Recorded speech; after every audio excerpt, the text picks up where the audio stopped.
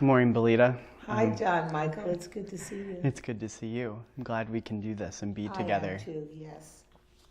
I know we have a couple of questions for each other. I look forward to being in dialogue with you for these next couple of minutes. First of all, I just wanted to ask you, what are some ways of building peace that are most appealing to you? Well, I'm usually not a unilateral kind of person. Mm-hmm.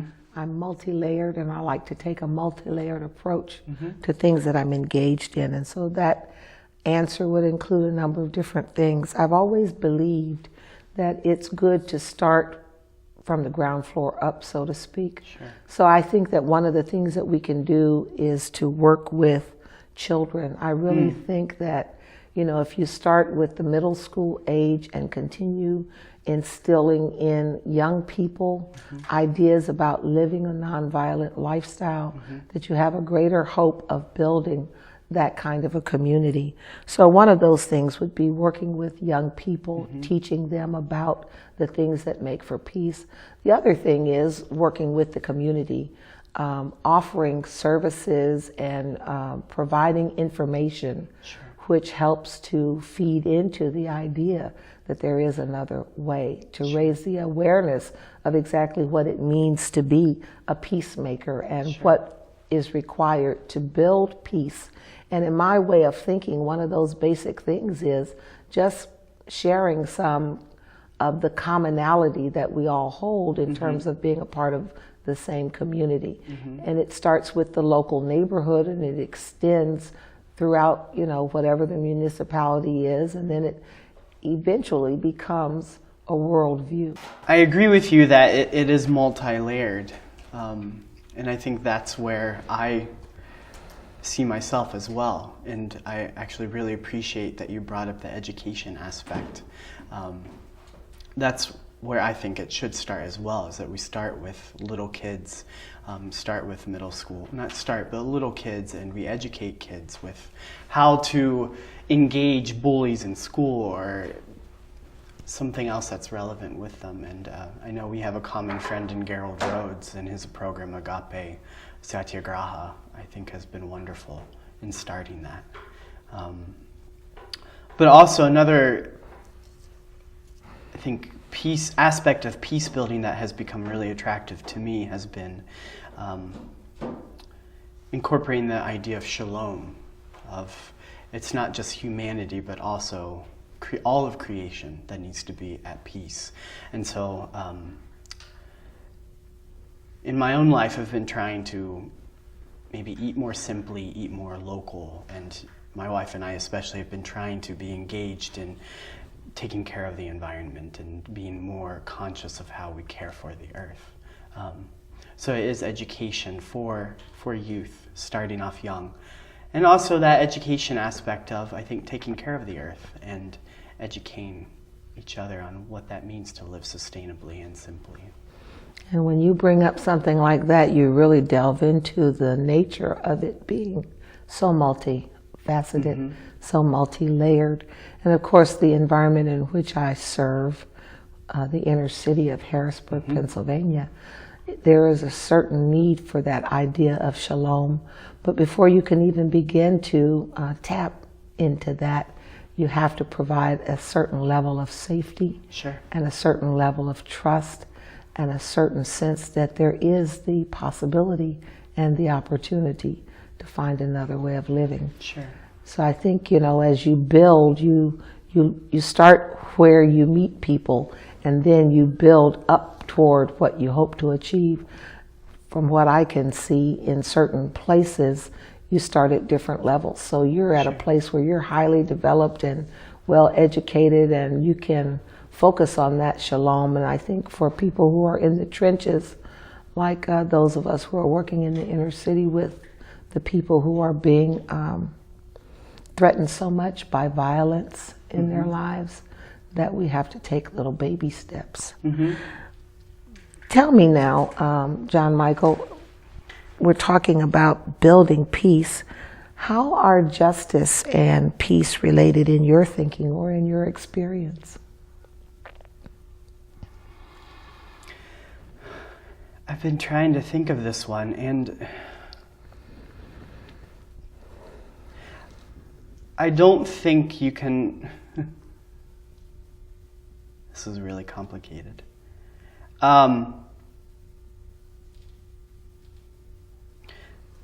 Well, you can't separate the two, obviously. I think they are in relationship with each other. But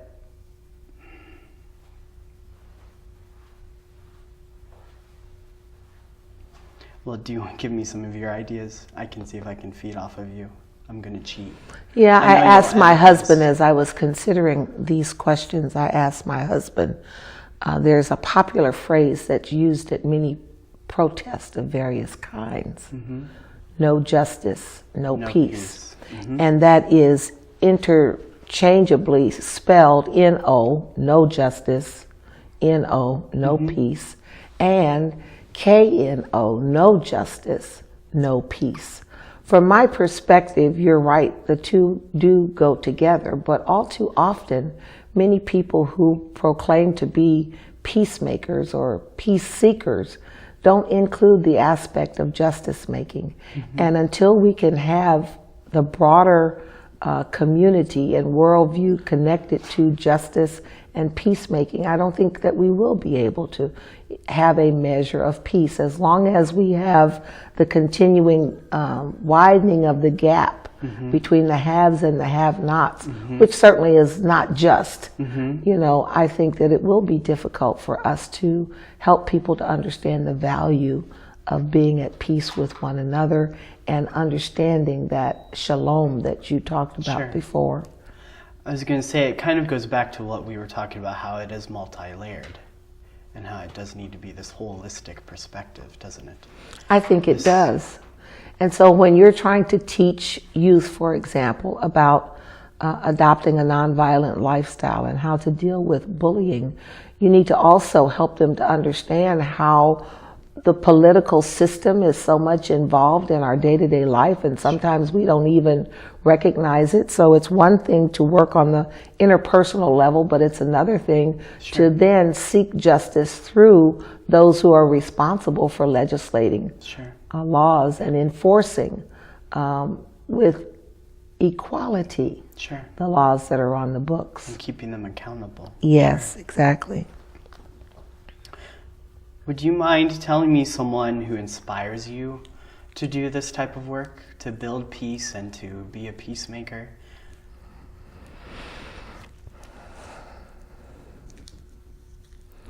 I'm very much inspired by the teachings of Dr. Martin Luther King Jr. Okay. By the model of his life. His life's work was, I think, developed around that multi-layered, interconnected nature of seeking peace and justice. And I was a teenager and a young adult during the era of the civil rights movement. And it deeply impacted me. And it saddens me that more and more we're losing that part of our history because so many of our young people don't even have a sense of what that time was like and how significant it was in bringing about the degree that we have now of racial equality, but the need for us to continue in the struggle. What about you? There's a couple of people. I think Dr. Martin Luther King would be someone that I highly respect, and I recently took an anti-racism class at seminary, and so just acknowledging my white middle-class privilege and being more conscious of some of the inherent racism that still continues on, and learning from that class and then respecting Martin Luther King Jr. and his concepts of justice and peace and how it is the common theme of holistic. It is political, it is personal, it is spiritual, and his struggle for racial equality. I do respect that. Can I ask, the class that you took was it the Damascus Road? No, it was taught by the YWCA of Lancaster. Okay. So, and on a more personal level, someone who inspired me was my mom, and her sense of warmth and hospitality to all. She didn't really, there was kind of this sense of non-judgment and just welcoming you as you are. And she was known for feeding almost anyone who walked into her door. Or so I that sense of welcoming the stranger, that sense of being hospitable, really impacts my life, and trying to blend that into peacemaking.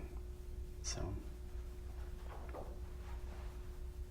that definitely points to some of the disparities in our background and experience. Tell me, John Michael, what forms of violence in our world today trouble you most deeply?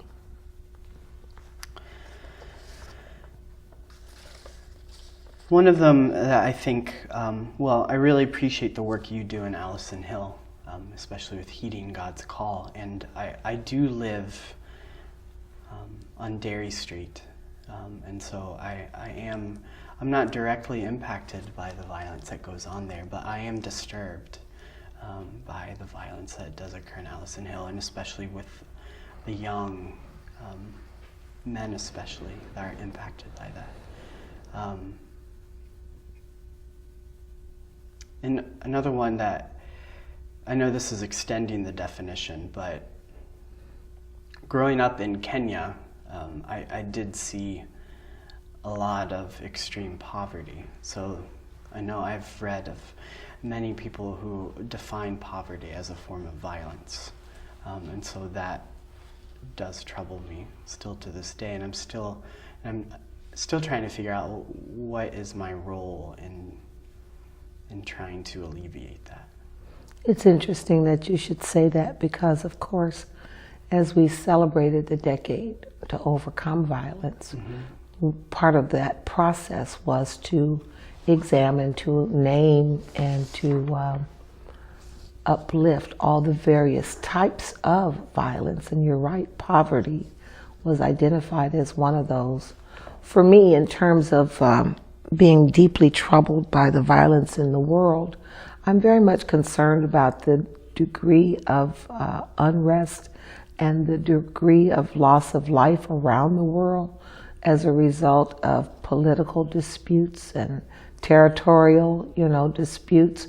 And it seems to me that we should have evolved, humanity should have evolved by now, where we wouldn't have to resort to taking up arms every time we have a disagreement. And so all the places around the world where women and men and children are losing their lives because of simple disputes, it seems to me is very troubling. And then, of course, on the local level, it's even more so, because you think that the most powerful nation in the world, with some of the greatest resources available, doesn't do a better job of managing or preventing violence in our cities and within our homes. And I just think that if we don't unilaterally and collectively begin to seek the things that make for peace, we're going to lead to our own destruction. With that thought about being affected by violence, for me, I am deeply affected by the loss of lives that occurs primarily in our city streets as a result of handgun violence. You already mentioned that I'm deeply involved with a grassroots movement called Heeding God's Call, which is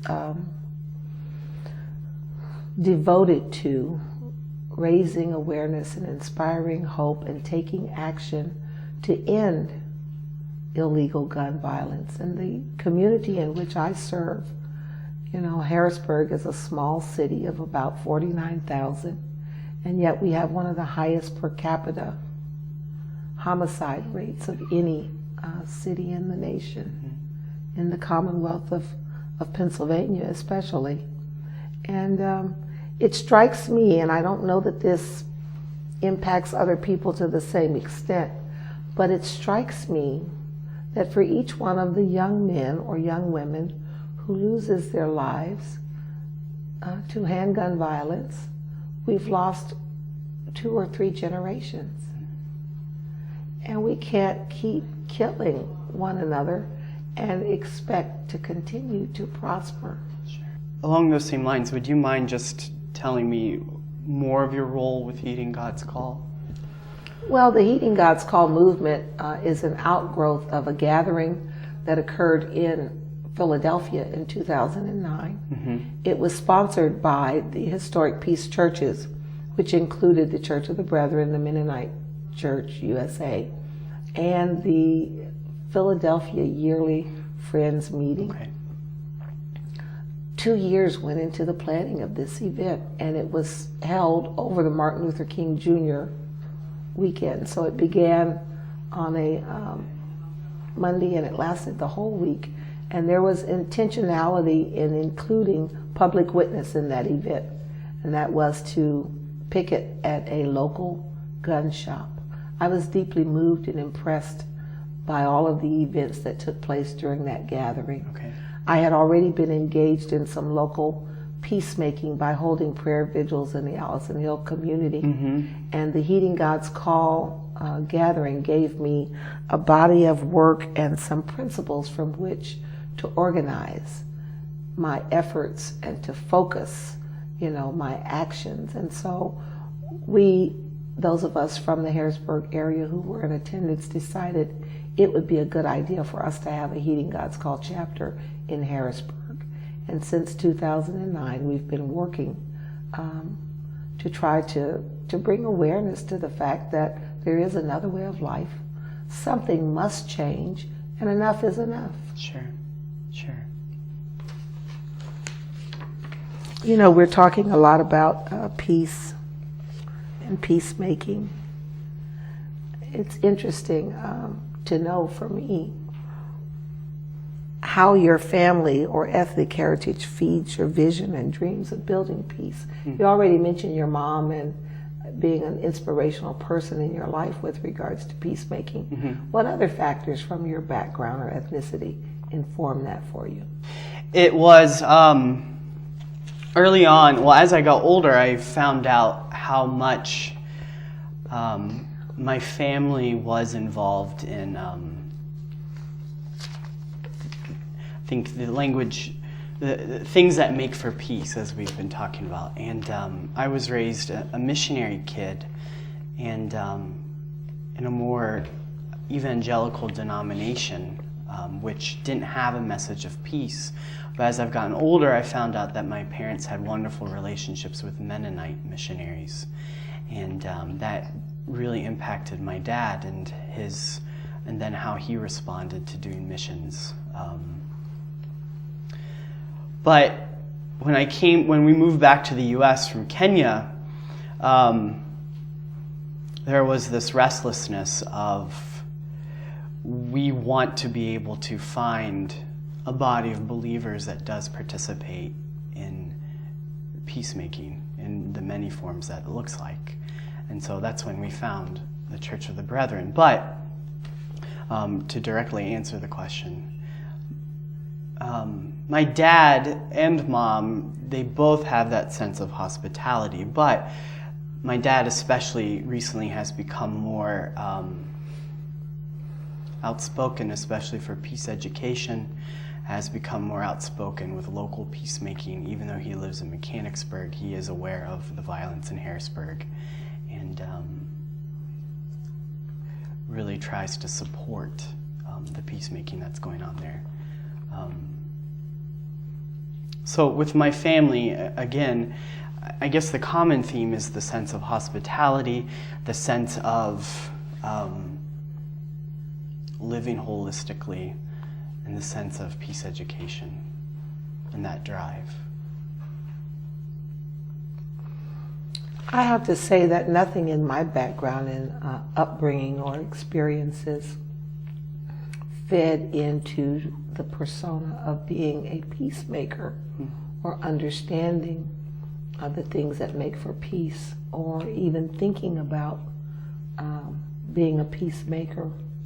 I grew up as in a single parent household, and the basic influences in my growing up was trying to maintain safety and keep a roof over your head and do unto others as they do unto you. And of course, in the mean streets of Detroit, there was a lot of struggle and a lot of, not the kind of violence that we see today, but certainly there's always that, crabs in the bucket kind of mentality that prevails. And I was always taught, if somebody hits you, you hit them back. And you try to hit them twice as hard as they hit you so they won't hit you anymore. So it didn't strike me that there was another way of doing things until I became a young adult living in Southern California and seeing the senseless loss of lives among young African American and Hispanic men as a result of gang violence. Of course, there's that relationship to justice. Sure. As well as poverty. But by that time, I had had a much deeper spiritual formation and spiritual awakening, and realizing that I was a disciple of the Prince of Peace, that surely there ought to be some way to try to help other people understand the value of living a nonviolent lifestyle and the value of working together to share the things that make for peace and to build a peaceful community. So I began first with myself and allowing my attitudes and ideas to be transformed, and then in reaching out to others of like-mindedness and trying to help show them ways in which to dispel the anger and the violence that often took precedent in their lives, and replace it with a kinder, gentler way of solving problems and ending disputes.